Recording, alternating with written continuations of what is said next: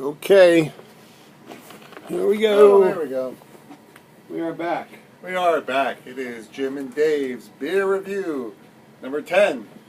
And it's getting less and less time in between because the beers are going down really well tonight. Yeah, it turns out if you have drinkable beer, it makes it a lot easier to have less time in between episodes. Yes. All right, so David, what is the next beer we have for tonight? We have Pale Point Cascade Pale Ale. Premium handcrafted. Handcrafted. I don't like the idea of someone Cascade. putting their hands in my beer. Cascade. Cascade Pale Ale. Well, I hope they put a dishwasher detergent in We got there. nice scenery of trees in the background. Ah, Probably yes. can't see that from here, but Well, maybe it's supposed to be a cascade of flavor. I don't know. Why did they call it Cascade? oh, Well, we you gotta had go your phone back to out? the Yes, phone. absolutely. Yes. So we went to, was it Point Beer or just Point? Pointbeer.com. Pointbeer.com. Okay. For those of you in front of your computer who want to surf the web while we do this. I like it better with Samuel Adams. They had the explanation right on the bottle. You don't have to go to the website. Yes, it has a lot of detail on it. Oh, yeah. Stevens Point Brewery. Point Cascade Pale Ale is handcrafted, combining special top fermenting yeast and dry hopping process to create the truly classic American Pale Ale. The intriguing character is derived from generous qualities of the choicest Yakima Valley Cascade hops and the finest Yakima crystal, Valley. two-row pale, and Munich malts. So they get their beer ingredients from all over. The results is a delicious American Pale Ale with a signature fragment hop bouquet and soft malt palate. Now, I've heard of IPAs, which is, of course, Indian Pale Ale. However, this one says Cascade Pale Ale, so I guess that's a CPA, not to be confused with an accountant. I am looking forward to this beer. I am a great big fan of pale ales. Ever since I first tried Sierra Nevada Pale Ale, I thought, well, this is actually pretty good. Now, I remember I gave you Sierra Nevada once, and you were not a big fan of the Pale Ale. So I don't know if you're going to be a big fan of this particular beverage here. However, I am looking forward to trying it. I am ready to go, and here's a stony bottle as you sit there on your smartphone. I was looking at the calories, 178. 178, oh, that's not too bad. Still. 13.2 grams for 12 ounces. 0.25 grams for 12 ounces of grams fat, and 5.40 alcohol content by volume.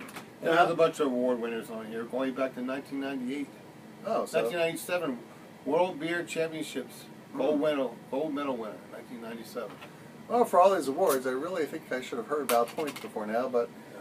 well, I know what's interesting is you said 178 calories, and wasn't Chen giving us a hard time when we were drinking the Smirnoff Yes. ice drinks because they had 170? It's like a lot of sugar, A but lot of this sugar too. same amount of calories. Yeah. All right. Yeah. The next time I buy the Smirnoff, what's it called, ice something? Smirnoff Ice. Smirnoff Ice, I won't feel so guilty. Okay. Well, I poured mine. The head is going down. Dave doesn't seem to mind wading through the head on his beer. I can drink it. So here's a toast to our Facebook friends and audience members out there. Oh, wait. Color for smell, color. Sweet. Smells good. Mmm. Now, that was a mouth-watering smell. I have to say that is probably the best smelling one of the night. And it is perfectly clear, a very nice amber color. Yeah. Look at that. Well, not amber, lighter than amber, but still very healthy color for a beer. So I'm looking forward to this. My mouth is watering. I'm going to try it now. Let's go. Okay. Cheers. Cheers. That's what we didn't finish There you earlier. go. Sorry.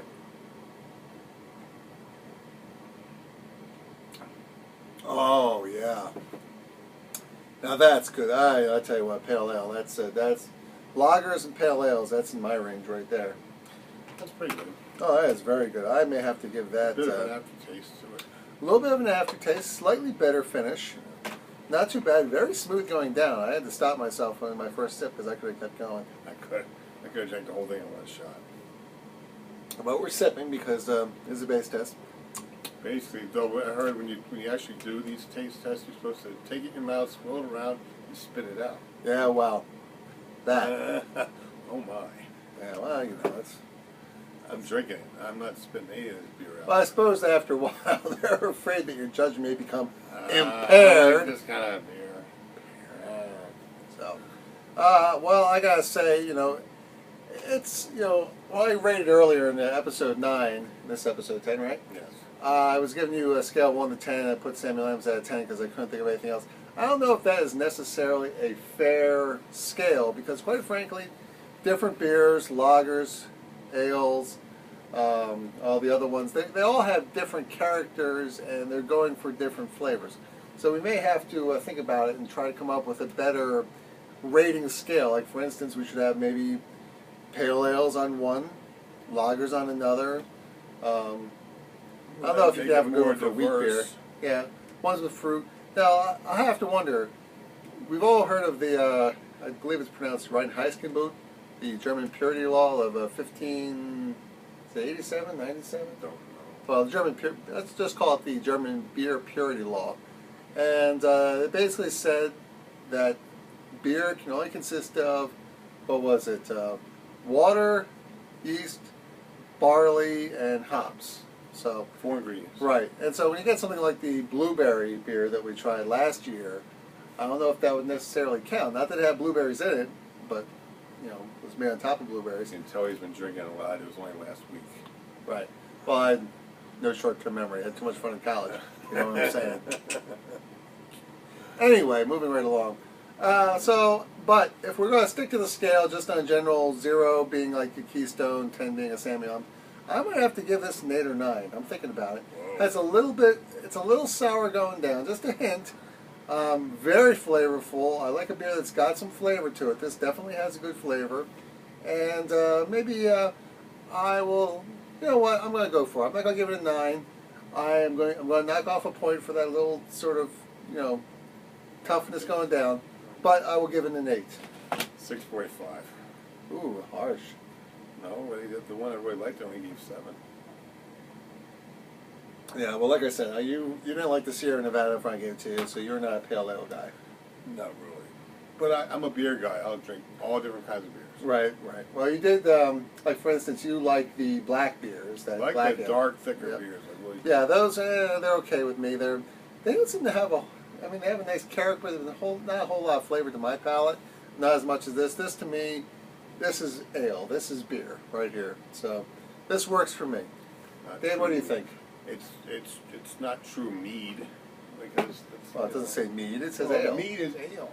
Ale is mead. No, it's all no. beer. My understanding is that if you ever saw that one, what was it called? The Ninth Warrior? 13th Warrior with Antonio I'm going out to Banderas. speak our language. I listened. Yeah. Bullcrap. Well, he was playing a Muslim in that movie, and he says, "I'm not allowed to drink anything made from whatever." And then he said something along the lines of, "This is mead. It's made from honey." Honey's good with beer. No. I didn't say honey I'm just beer, saying. but it wasn't made from, hops and barley. It wasn't that made movie from again? grain. It What was movie? made from honey. So that was like in that movie, he was able to drink this alcohol because it wasn't one of the forbidden alcohols. I don't know nothing about Islam. I apologize if I'm getting this wrong. I don't want to offend anybody. Please don't put a fatwa on my head, whatever the heck that is. But he was allowed to drink because it was made from honey, and that was mead, right, in that movie? I don't know, but it was a really good movie. But then So again, good we don't really remember the details. But then again, how could you learn the language in like a couple of days and listen to a bunch of Well, guys? some sitting people around have talk? the gift of tongues. They got a good ear for it, I suppose. But anyway. I listen. Anyway, this isn't the movie review. This is the beer review. No, And again, we went off I topic give a it little off bit. topic a little bit. But I'll give it an 8. Dave gives it a 6.5. 6.5. Maybe 6.8. 6.8. Maybe All right. 6.7. I rounded off to an 8. It might be a little higher than that. But alrighty, so cheers to you guys. Looking forward to knowing what's the next beer after this. So don't know. a little We bit of a got preview. 3 left. I All don't right. know which ones they are. Next time I come down, I thought this was beer number 4. Maybe I'm having more than I number thought. 3. Oh. You posted 3 episodes online so 7, 8, 9, 10. We had 7 This upstairs. is 10. That's all right. So we had 8, 9, Oh, 10. so the case, because the other beer was Right, a special the other beer. case, All right, right. so we're actually doing 7 tonight. Yeah. Sorry, I was thinking there were 6 in the That'd case. be 13 today. All right. Or as of today. That's not a lucky number. But at least we're not starting at 13 next time. All righty. David? We're All right. cutting out. See you Yeah, in we're about doing the 10 to transition 15 now. minutes.